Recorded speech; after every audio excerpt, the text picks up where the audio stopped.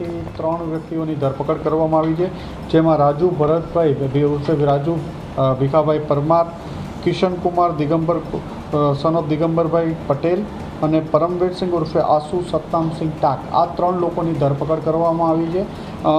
રાજુ પરમારે પોતાનું એકાઉન્ટ પૈસા કમાવા માટે કિશનને ભાડે આપેલું હતું. કિશને આ એકાઉન્ટ એક નેશનલ બાસ્કેટબોલ પ્લેયર છે પરમવીરસિંહ, જે અંડર 19માં 6 વર્ષ સુધી રમેલો છે, એમને આપેલું હતું. અને આને પરમવીરસિંહની ધરપકડ થતાં એમની પાસેથી અલગ અલગ બેન્કોની 11 જેટલી ચેકબુકો, 4 જેટલી પાસબુકો, અલગ અલગ ડેબિટ કાર્ડ 15 જેટલા મળ્યા છે. અને આ એકાઉન્ટ્સો ઉપર અત્યાર સુધી વેરીફાઈ કરતાં 40થી વધુ NCCRP પોર્ટલ ઉપર ફરિયાદ છે. સિનિયર સિટીઝનને તમારા એકાઉન્ટમાં 2.5 કરોડ જેટલો ફ્રોડ થયો છે, મની લોન્ડરિંગનો કેસ થશે એવી ધમકી આપી 2-2.5 દિવસ સુધી આ લોકોને સિનિયર સિટીઝનને ડિજિટલ એરેસ્ટ કરવાના નામે એમની પાસેથી 16.5 લાખ રૂપિયાનું ફ્રોડ થયો હતો. આ લોકોની 3ની ધરપકડ કરી અને વધુ આગળ તપાસ ચાલુ છે. આ 2 સેકન્ડ સ્ટાન્ડર્ડથી બાસ્કેટબોલ રમતો હતો અને 2019 સુધી અંડર 19માં નેશનલ પ્લેયર તરીકે રમેલો હતો.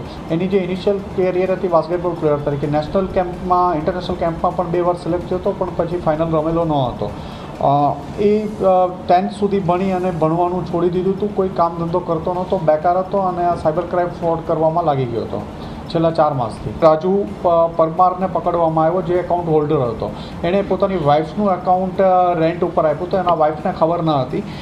એની પૂછપરછ કરતાં એણે કીધું કે એને પૈસાની જરૂર હતી, એટલે એ પહેલાં હીરા ઘસતો હતો. હીરામાં પછી એની સાથે જે શેર બજારનું કામ કરતો હતો, એમાં શેર બજારમાં પણ એક કિશન ગોકુળભાઈ પટેલ છે, એની સાથે એ કામ કરતો હતો. એટલે કિશનને એણે રેન્ટ ઉપર પોતાનું એકાઉન્ટ આપેલું હતું, પછી વધુ પૈસા કમાવાની લાલચમાં. અને કિશને આ એકાઉન્ટ પોતાના પરમવીરસિંહને આપેલા હતા. આગળ આ પણ USDTમાં ને એમાં ટ્રાન્સફર કરે છે, એટલે એ જે 80-90 લાખ રૂપિયા જેવો જે થાય કે 88માં લઈ અને 97માં વેચવાનું, એ રીતનો પ્લાન આ લોકોનો હોય છે. અમારી તમામ માહિતીથી અપડેટ રહેવા માટે જોડાયેલા રહો S9 ન્યૂઝ સાથે.